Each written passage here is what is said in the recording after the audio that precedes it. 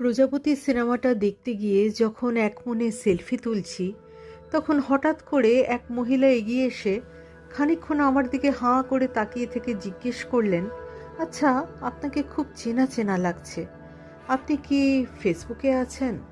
আমি বললাম হ্যাঁ। আপনি লেখেন তাই না? আমি বললাম হ্যাঁ। উনি আমার নামটা বললেন এবং জিজ্ঞাসাও করলেন। আমি বললাম হ্যাঁ, ঠিকই, আমি সেই মেয়ে।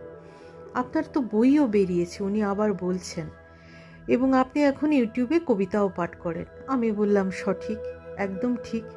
তখন উনি আবার বলতে লাগলেন যে আপনার একটা বই আমি পড়েছি, আপনি কি কেয়া? বইটা আমার ভীষণ প্রিয়।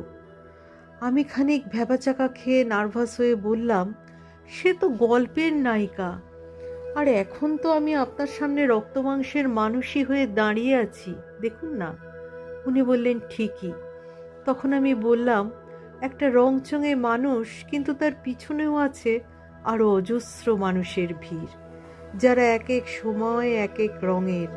সময়ের সঙ্গে সঙ্গে তারা পাল্টে যায় এবং তাদের প্রভাবে সেই মানুষটির ভিতরেও বিভিন্ন সত্তা জন্মে যায়, যার খবর কেবল সেই মানুষটিই জানে। বই লেখালেখিতে তার সেই ব্যক্তিগত আমিকে পুরোটা জানা যায় না। উনি তখন অনেক ধন্যবাদ জানিয়ে হাসি মুখে চলে গেলেও ওনার সঙ্গে কেন জানি না ওনার অনুরোধ সত্ত্বেও কোনো সেলফি তুলিনি। এখন বাড়ি এসে ভাবছি যে কেন তুললাম না।